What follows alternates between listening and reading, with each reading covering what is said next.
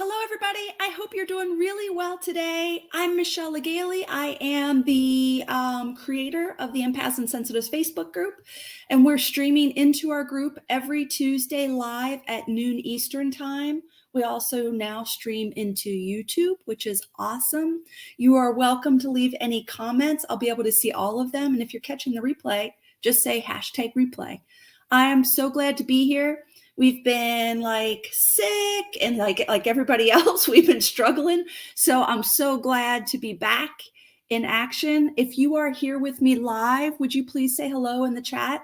I would like to see who's here. Beth, good to see you. Sharon, I'm so glad to see you. Welcome, ladies. Again, every single Tuesday I come on live to some kind of intuitive coaching or a tip or a strategy or something to help us either become better coaches or to let this be a coaching session for you or some kind of healing session for you. Lisa, good to see you. Facebook user, good to see you. I use this thing called StreamYard, a platform that helps us stream better. So if you allow StreamYard to use your name, great. If you don't want to do that, that's okay too. It just pops up as Facebook user. So that's okay if that's what you want to do. Okay, I hope you're doing really well. Okay, here's what we're doing today. How to turn your intuition on and off. Okay, so we as intuitive life coaches use our intuition, right? Or if we as empaths and sensitives, our greatest gift is our intuition, our ability to sense, right? Now, this ability, you can actually train yourself to turn it on and off. Did you know that? So maybe that's step one is just even allow yourself to think the thought, is it true that I can actually turn my abilities on and off? I believe you can. I teach people to do that. I've done it for myself. What do you think of that? Number one. Do you like the idea of being able to turn your abilities on and off? Yes or no? Type it in the chat. Yes, I want to be able to learn this, or no. Now, here's what's really interesting. I have two biggest problems or something with people. They'll say, Michelle, I don't even know how to turn it off. It's always on. That's number one. And the other problem I hear, or the complaint, is, Michelle, when I do want to use my intuition, I want it on and it's not always there for me when I want to turn it on and use it with somebody. So those are the two biggest problems I hear. I can't turn it off when I want to, and I actually can't turn it on full blast when I want to, right? Especially if we're put on the spot, actually asked to give a reading or asked to give information, and you want it on full blast and it doesn't seem to be working for you. That was me also for many years. And then isn't it really interesting when you can get by yourself or you're in the shower where you get these downloads or you can feel into everything when you're in that relaxed state? Okay. So anyway, I went on and on. So let's deal with these two things. Step one, I want you to realize that not only can you turn your abilities on and off, you can actually turn it down. I don't know if we can totally turn it off. So maybe I'm just saying we can turn it way down when we want to and way up when we want to. We actually have more control over this. So that's step one, is for you to start believing that or trying that thought on for size. Is this true? Is this true? And let it be true for a while and practice it. That's step one. Okay, let's talk about turning it off first. So this is the issue with most sensitive souls. They don't even realize what they're feeling is someone else's, right? What you're feeling or thinking, we think those are our thoughts. But a lot of the times we're picking up on other people's thoughts and feelings, but we don't even realize that. So step one in turning this down or off is for you to start to say to yourself, is this mine or someone else's? Am I feeling mine or someone else's? That's step one. Can someone type that in the chat for me? So this is our way to turn it down.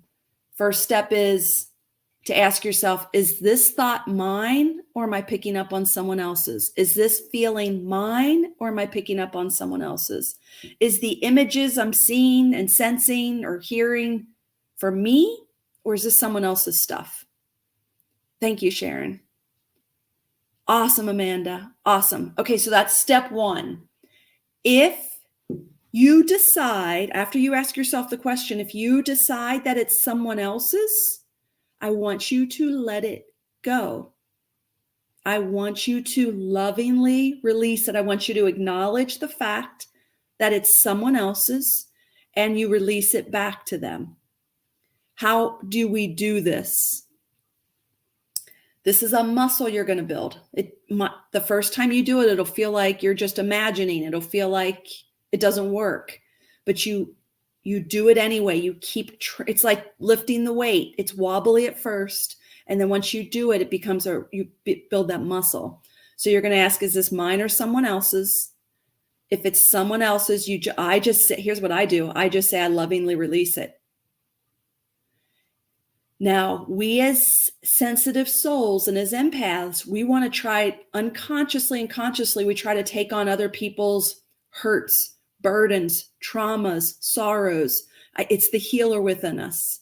And most of us are doing this and we don't even realize it. So we're trying to resonate. We're really just resonating, but we're trying to take on their burdens, their hurts, right? But the truth is, it doesn't take it away from other people. We're just resonating with it. So when we release it and give it back, we're teaching everyone else how to do this also. And we're creating health for yourself. We're creating boundaries, energetic boundaries, and we're creating them for other people too. When I release some of the burdens that I'm feeling from someone else, when I release them back, I don't release them back as burdens. When I release it back, it feels like it transforms. This is going to sound silly, but the way I held it, it was held as a burden. When I release it on its way back to the person, it feels like butterflies to me. I know that sounds crazy. I was holding it as a burden. I release it as a butterfly or as a lightness. Does that make sense? So step one again was, is this mine or someone else's? Step two, if you find it's someone else's, you're going to lovingly release it. Send it back as butterflies if you like my imagery. Okay? That way we don't feel that guilty feeling of sending hurts back to people. We carried it as a hurt because that's what we recognized it as, but we release it back into transformation, and it to be transformed in any shape, way, or form. Not silly, says Amanda. Lovingly releasing, it transmutes it. Beautifully said. Amanda, you said it way better than me. Okay, so that's step one and step two. Let's go back to step one again. When you sit with yourself and you feel something or think something, you go, wait, is this mine or someone else's? And you decide it's yours. What do you want to do with it? What do you want to do with it? Do you need to process it? Is just acknowledging it enough? Do you need to release it for yourself and let it transform into butterflies out into the universe, and that you don't need to carry it for yourself anymore either? You choose what you do. Play around with that. We are training, just like we trained ourselves to pick up on other people's stuff. Now we're going to train ourselves to know that we're picking up on other people's stuff and to release it. This is the most healing thing you can do for yourself. That's us. Is that really us turning off our abilities? It's step one of turning down our abilities. It's step one. We'll have to do a step two and step three. There's so much more, but let's start there today. And I'll make a note that I'm going to do some more trainings on this. Let's start right there. I think that's plenty for you to start with right there. Okay, I want to address, is that helpful? Step one, is that helpful? So your homework, if I add more on, I just think it's going to be too much. Homework number one is to start staying super aware of what you're feeling, what you're thinking, what you're hearing, what you're seeing, noticing how that feels to you and saying, is this mine or someone else's? If it's yours, you can lovingly release it, or you can process it, or you can, whatever you need to do with it. If it's someone else's, You want to let it go. You want to return it back to the universe or back to that person. And even though I may have been carrying it as a heavy or a burden or a guilt or sadness, when I release it, it transforms. It's really helpful for me as I send energy back to people.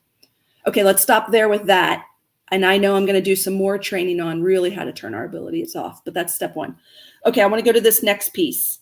How to turn our abilities on, like when you really want them on command. So I hear this inside of Intuition Circle a lot. They'll say, Michelle, when I'm giving a reading or when I'm in our small groups and I want it on like that, I get nothing. And this is like, I'll call it on in the spotlight or on command. Can you relate to that also? Like when you really want your intuition on and you want information, it's not there for you. That's super normal as you're developing your abilities. So what's something I can do to help you with this? Give me a second. Okay, this is something we teach inside of Intuition Circle, and I'm going to keep it really simple because I want you to have 1 or 2 actionable steps to try. So one of the techniques I teach, and we're going to do it next month inside of Intuition Circle, all of March, we're going to practice turning our abilities on and off on command. It's a skill you actually can develop. And one of the tools I use is I actually imagine, sense, and feel 3 light switches on my right side. And when I turn those light switches on, it's a signal to myself, my mental construct, that I'm on. I want all abilities firing, my seeing, my feeling, my hearing, my knowing. I'm turning it all on for the purpose of serving someone else or myself.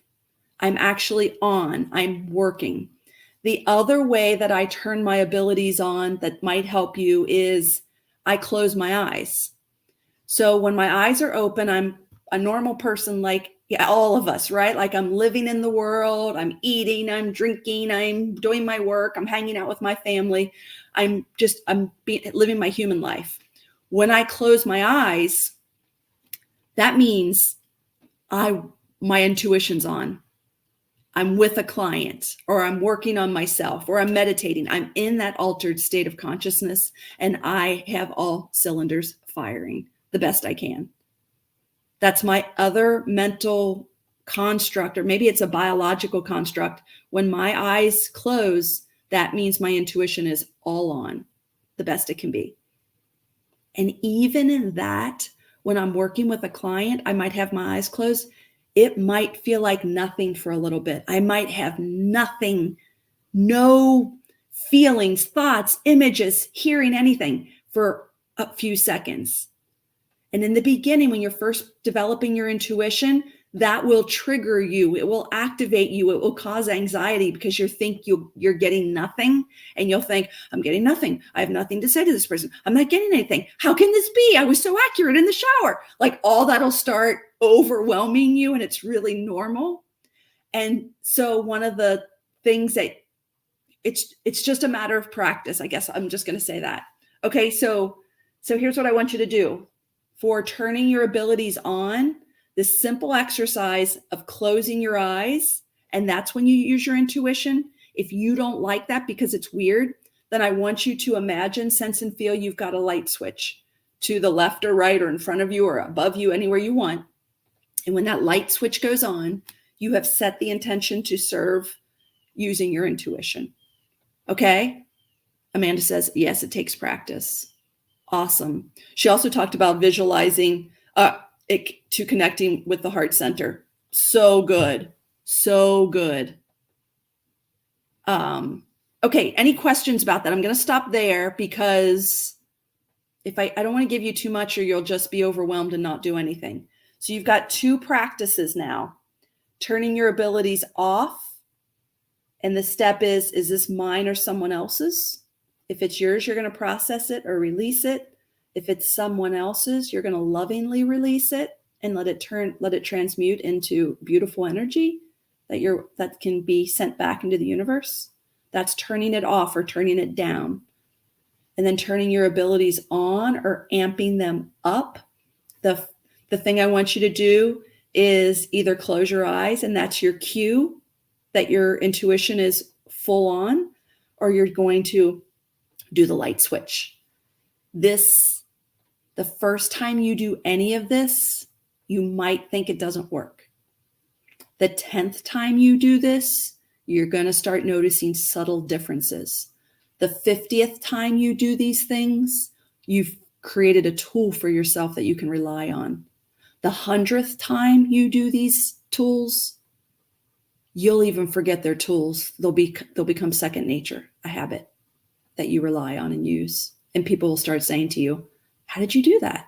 And you won't even remember, because it's going to be so innate to you that it's just become a part of you. Okay. Somebody else just said, I am better when my eyes are closed. Me too. And when I was in mediumship school, my teachers would always say to me, Michelle, you have to open your eyes. You're going to fall off they called it a platform when you were on stage giving readings. And I'm like, I can't. I don't know why. Either it was, I just do better with my eyes closed. For lots of reasons. I didn't want to look at anyone's expressions to see if I was right or wrong. I didn't want anything disrupting me. And I see better intuitively with my eyes closed. I don't get distracted by physical things. Okay. Anyway, so try that if that's helpful for you. Are there any questions? Good. Somebody said, yes, takes practice. That's right. You have to be willing to do it 10, 20, 30 times before you really start to see results. Okay, awesome. Yes, Paula. Paula said, I like my eyes closed because it becomes this curtain to everything else. Yeah, me too, Paula. Denise says, I always close my eyes when I'm doing readings. Yes. Could the on-off concept help a sensitive in a large crowd? Barb wants to know. I think it could. I think there's better methods to use in a large crowd, Barb. Like, I won't go into too many right now, but you've heard of like a bubble of white light around you, or a bubble of golden light, or imagining you're in an egg.